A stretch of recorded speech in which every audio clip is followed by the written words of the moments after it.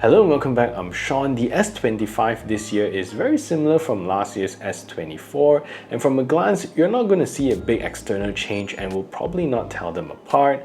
And you're going to get the same 6.2-inch AMOLED display, and at the back you're going to get the same camera hardware and also the same clean flat design, but to be honest it's still a very beautiful design. Most of the changes that you're going to see this year will be on the inside, so let's unpack and see what we're dealing with. So previously, depending on the region, you're either getting a Snapdragon chipset or Samsung's Exynos chipset, but now with the S25 series, you're going to get Qualcomm's latest Snapdragon 8 Elite chipset that is made for Galaxy that now supports 12GB of RAM, and you can either get it in 256GB or 512GB of storage to choose from. So Samsung is also upgrading the vapor chamber on the S25, so now it should be managing heat better as compared to the S24. In terms of battery, it's also the same as last year, and with the S25, you're still getting the same 4000 mAh battery, and we're going to take a look at battery tests in our full review later on. And the charging ports on the phones are also the same, and the charging speeds are also the same in this case. And with the S25, you're still going to get the 25 watts wired charging as well as the 15 watts wireless charging. In terms of the display tech, it's the same this year as well, and you're still getting a 6.2-inch dynamic AMOLED display with a refresh rate from 1 to 120Hz, which is still a very good feature.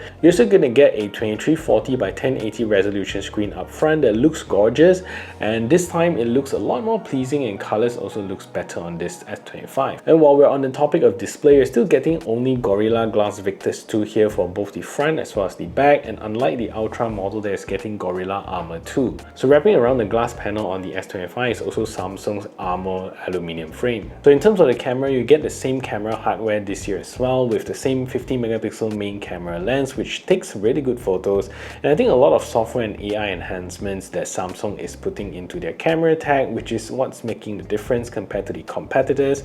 So in a detailed review, we're going to take a look at the camera performance of this phone as well. With that said, you're also going to get the same 12MP ultra-wide camera as well as a 10MP telephoto camera with a 3x optical zoom. So I guess this year the one that received an updated camera will be the S25 Ultra, where you're going to get a new 50MP ultra-wide camera replacing the outgoing 12MP ultra-wide, but unfortunately no such luck here with the S25. So the S25 is IP68 dust and water resistant, so no IP69 this year, so it should do well with you going through life and just living with the phone. It'll survive most of that. It's still got in-screen fingerprint sensor. It also supports 5G, dual SIM with eSIM support.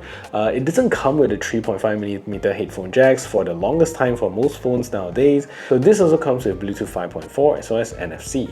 So if you find this information useful and would love to support the channel, do subscribe to the channel and like this video and ring the notification bell so the YouTube algorithm can pick this up. So most of the updates this year, and I think Samsung is also emphasizing a lot on it, and it's all the AI stuff. So lots and lots of AI capabilities, and there is actually a long list of AI stuff that you can do with this phone, and I believe many of them will be very interesting.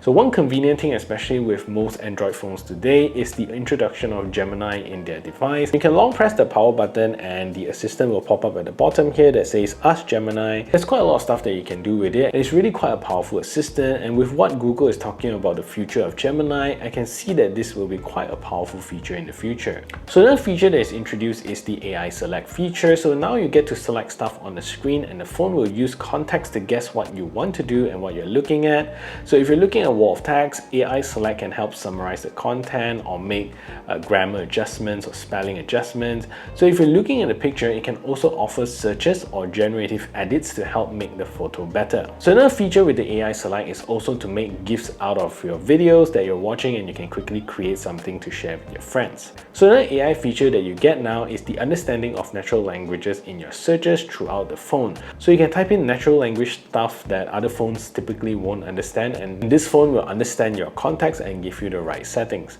So another feature that Samsung showed was to use context to search for pictures, and I think that is a cool feature to look into as well. And with this new One UI 7, which gives you the biggest upgrade to the phone, which makes navigation on the UI feel a lot newer and cleaner. And I especially like the lock screen editor, which kind of looks familiar. So if you've been using iPhone for a while, you'll know. So I hope you find this first look interesting, and I'll be going in depth with testing this phone, its battery performance, and whether software changes make it last longer, and also lots of AI stuff to check out. So definitely subscribe to the channel to stay tuned to that, and I'll see you over at that video.